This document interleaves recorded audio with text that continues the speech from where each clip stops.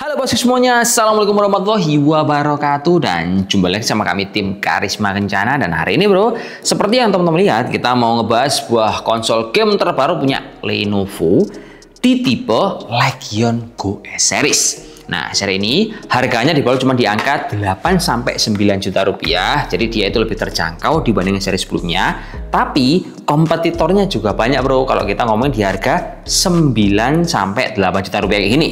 Nah, ini kalau kita lihat yang paling dekat dia ada ROG Ally. Yang kedua ada MSI Cloud. Dan yang ketiga ada Steam Deck OLED yang dimana mereka itu memiliki konfigurasi hardware dan juga spek yang berbeda-beda. Ada yang pakai Z1 Extreme, ada yang pakai Intel Core Ultra 5, ada juga yang pakai layarnya OLED, tapi kompetitornya rata-rata hanya mengandalkan ukuran layar 7 in. Nah, si Legion Go dia pakai layar lebih gede yaitu ukuran 8 inch. Terus yang kedua, benefitnya kalau Legion Go ini dilihat, dia itu ada di kapasitas baterai yang lebih gede yaitu di angka 55 Wh. Nah, kompetitor rata-rata 40 Wh-an semua. Tapi bro ya, kalau kita ngomong soal kemampuan, nah si Legion Go ini bro, dia berada di bawahnya para kompetitor karena menggunakan prosesor AMD yang khusus buat game handle yaitu Z2 Go series yang dimana dia hanya punya 4 core per 8 thread dan speed maksimal di angka 4,3 GHz. Nah, ini misal kita compare bro ya sama Z1 Extreme. Nah, Z1 Extreme itu speed maksimalnya di angka 5,1 GHz. Kemudian semisal kita lihat lagi sama Z1, nah ini masih tetap kalah. Dan kalau dilihat sebenarnya seri prosesor Z2 ini dia ada 3 buah varian. Ada yang Z2 Extreme, kemudian Z2, dan yang terakhir adalah Z2 Go yang ditanamkan di punyanya Legion sekarang. Nah, pertanyaan besarnya, kenapa kok seri ini tidak dikasih Z2 Extreme yang memiliki kemampuan lebih tinggi? Nah, mungkin jawabannya sederhananya gini bro ya. Kalau dikasih yang Z2 Extreme, harganya nggak bisa di under 10 juta rupiah. Nah, mungkin menekan budget supaya konsol ini lebih diterima pasar. Karena perilaku konsumen pada dasarnya, mereka itu sering mencari harga yang murah, terus pengen spek tinggi dengan fitur yang melimpah ruah. Akhirnya setelah Lenovo mungkin meeting sama jajarannya, dapatlah spek yang kita bahas seperti ini sekarang bro ya. Terus misal kita mau compare seri ini sama seri sebelumnya, selain perbedaan dari dapur pacu, harga, untuk desainnya ini juga beda. Nah, kalau yang baru ini, dia untuk joysticknya nggak bisa dilepas. Terus kalau untuk persamaannya, semua tombol-tombolnya ada, tombol makro, tombol Legion dan lain-lain dia semuanya sama. Tapi yang harusnya perlu dinotis di sini adalah penggunaan untuk touchpadnya.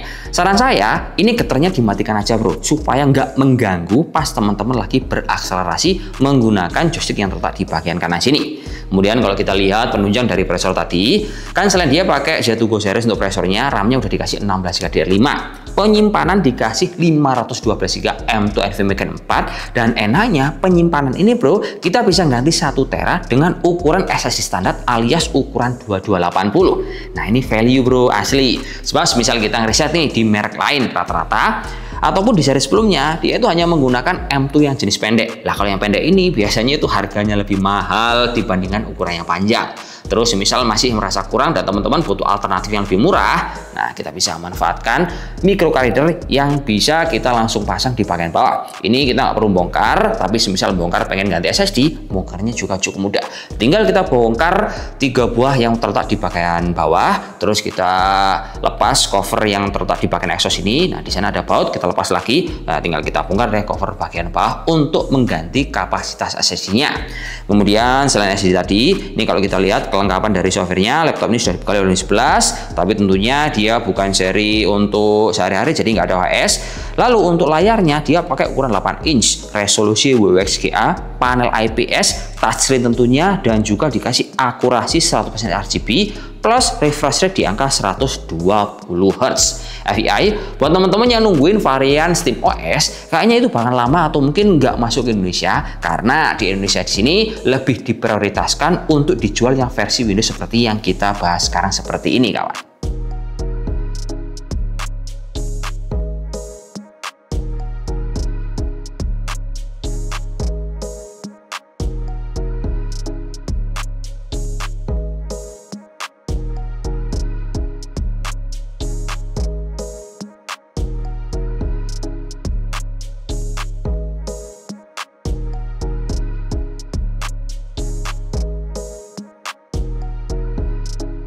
Oke bro, lanjut bro, the last but not least, ini adalah settingan yang menurut saya nggak boleh ketinggalan, yaitu settingan dari software Adrenalin. Sebenarnya kalau kita lihat dari bawaan softwarenya kan ini udah pakai Windows 11 original, jadi otomatis drivernya udah install, tapi dia itu belum up to date. Jadi saran saya teman-teman tetap harus download manual supaya bisa menyeting settingan dari software Adrenal ini. Nah ini settingannya gampangnya kita tinggal masuk aja ke settingan grafik, kita pakai yang performa, terus untuk Radeon Super Resolution kita nyalakan bro.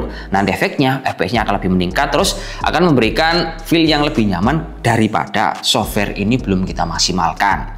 Nah kemudian saya selain nyobain perangkat ini untuk berbagai jenis game bro ya, ada game petualangan, game pakai bola, balapan ataupun FPS, saya mengalami satu kendala di game Black Myth Wukong. Nah yang dimana kendala itu adalah ketika saya pakai buat main ataupun pas standby, nah dia itu kayak model ngeflip putih. Nah, kendala ini ternyata pas saya cari informasi, ada kalau nggak salah Bang Review juga udah review ngebahas bahwa memang dia agak ngeflip gitu untuk game Black Myth Wukong kalau nggak salah. Nah, saya juga merasakannya sama, terus saya coba otak-atik, saya cas, terus settingan performanya saya maksimalkan, tetap itu tidak berubah dan tetap ngeflip seperti itu.